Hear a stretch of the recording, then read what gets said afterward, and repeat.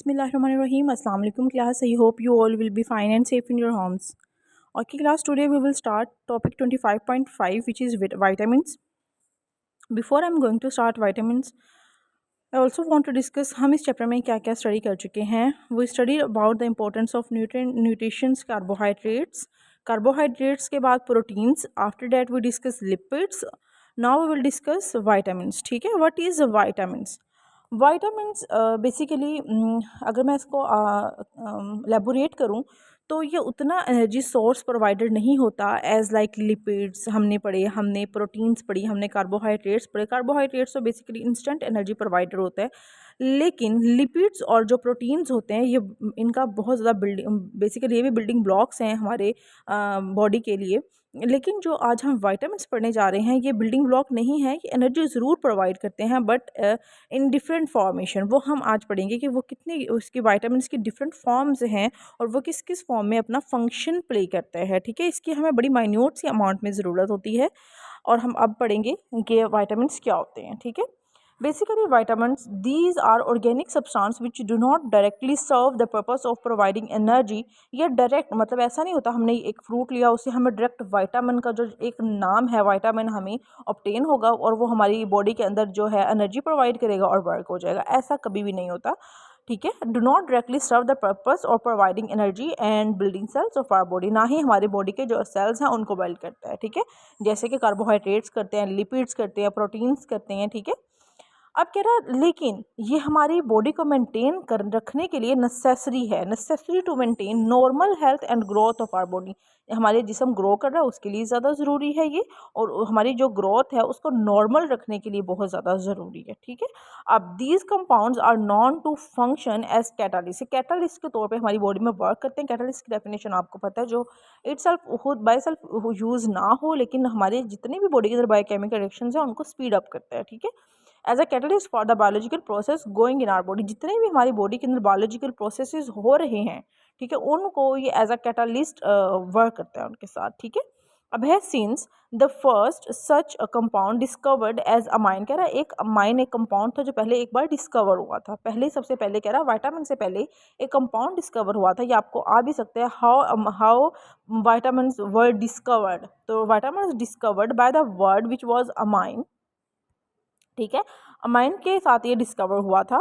ठीक है, अब वो कह रहा है सो दे वर नेम्ड वाइटल अमाइंस और विटामिन. वाइटल कहते हैं बहुत ज़्यादा ज़रूरी. ठीक है, उनके वाइटल अमाइंस को कहा गया था और इनको वाइटामिन कहा गया था. कह रहा ओवर द ईयर, लेकिन जैसे जैसे वक्त गुजरता गया साइंटिस्ट ने क्या कहा साइंटिस्ट ने कहा scientist have prepared 13 vitamins needed by the human body. Scientist ने आर्टिफिशियली 13 vitamins प्रिपेयर किए लैब्स के अंदर जो हमारी बॉडी के लिए बहुत ज़्यादा क्या होता है उनकी ग्रोथ के लिए, उनकी डेवलपमेंट के लिए बहुत ज़्यादा नेसेसरी होते हैं. अब हम पढ़ेंगे कि वो वाइटामिन जो अब हम मैंने अभी आपको बताया डायरेक्टली एक वर्ड नहीं है वाइटामिन के. वाइटामिन एक ही टाइप का नहीं है, just like lipids, proteins, carbohydrates के हमें हम ऑब्टेन करें फूड से और उसको हम अपनी बॉडी के अंदर वो फंक्शन प्ले करने की इनकी डिफरेंट टाइप्स हैं. वो हर टाइप अपना एक अलग फंक्शन परफॉर्म कर रही है. ठीक है, अब आ जाती है इंपॉर्टेंस. अब इंपॉर्टेंस है, पहले इंपॉर्टेंस है वाइटामिन ए. वाइटामिन ए हमें कहाँ पे मिलेगा?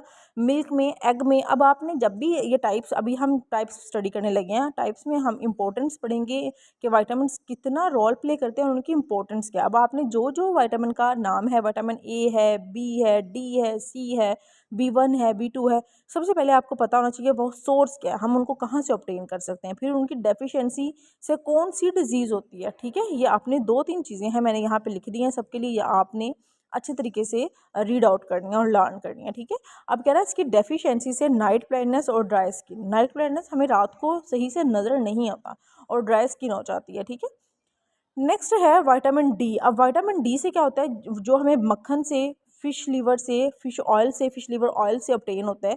Our skin can also prepared vitamin D directly in the presence of sunlight. कह रहा है जो धूप है, जो सनलाइट है, उससे भी ये प्रिपेयर कर सकती है. The vitamin is related to normal teeth and bone development and its deficiency called a disease which is called rickets. Rickets की बीमारी होती है जो हम अभी नेक्स्ट पढ़ेंगे. जो कि डेफिशिएंसी होती है विटामिन डी की, जो धूप में नहीं बैठते, जो फ़िश है वो अच्छे तरीके से उसको नहीं लेते, डाइट में अपने नहीं लेते, बटर वगैरह यूज़ नहीं करते, उनके अंदर विटामिन डी की डेफिशिएंसी हो रही है, उससे एक डिजीज़ है जिसका नाम है रिकेट्स, वो हो जाती है। अब what is the rickets? Rickets कौन सी बीमारी है? रिकेट्स है क्या बेसिकली?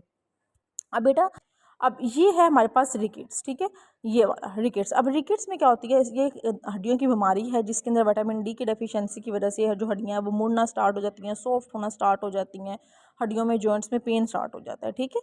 अब नेक्स्ट है विटामिन सी। अब विटामिन सी क्या है? विटामिन सी को हम एस्कॉर्बिक एसिड भी कहते हैं, जिसका फॉर्मूला मैंने लिख दिया है C6H8OO6। ये सिट्रस फ्रूट के अंदर जितने भी तुर्स, जैसे ऑरेंजेस हैं, लेमन्स हैं, जितने भी सिट्रस फ्रूट हैं उनके अंदर होता है, खट्टे हैं। और ग्रीन पेपर और टमाटोज, हरी मिर्चों में, टमाटर के अंदर, और इसकी डेफिशिएंसी से एक डिजीज़ जिसे कहते हैं स्कर्वी। अब इसके अंदर क्या होता है, जब भी आप अक्सर नोट करते हैं जो दांतों से खून निकलना स्टार्ट होता है, हल्का सा अगर कोई ब्रश करता है तो दांतों से खून निकलना स्टार्ट हो जाता है, जो ब्लीडिंग गम्स हो जाते हैं, टीथ होते हैं वो लूज़ हो जाते हैं। सम टाइम क्या होता है, जो आपकी हड्डियों के जॉइंट्स हैं उनके अंदर पेन स्टार्ट हो जाता है, ठीक है। आपको पता है जो हमारे टीथ हैं बेसिकली, वो बहुत ज़्यादा कैल्शियम, अगर आपकी हड्डियों के अंदर कैल्शियम की डेफिशिएंसी हो जाती है तो वो लूज़ हो जाते हैं, उनके अंदर पेन रहना स्टार्ट हो जाता है। तो बेसिकली कैल्शियम की डेफिशिएंसी से, रिकेट्स भी कैल्शियम की डेफिशिएंसी से होता है, और स्कर्वी में भी बेसिकली थोड़ी बहुत कैल्शियम की डेफिशिएंसी हो जाती है, ठीक है। नेक्स्ट है विटामिन B1 और B2, और ये नेचर में पाए जाते हैं। They are present in red meat, जो हम मटन वगैरह खाते हैं, बीफ खाते हैं, नट्स, जितने भी हमारे ड्राई फ्रूट्स हैं, पीनट्स वगैरह, और लीफी वेजिटेबल जैसे पालक हो गई, ठीक है। Deficiency of vitamin B1 leads to fatigue, हमें बड़ी टायर्डनेस रहती है, हम थके थके रहते हैं हर वक्त, कुछ करते भी नहीं तो हमें लगता है पता नहीं हमने क्या ही काम कर लिया है।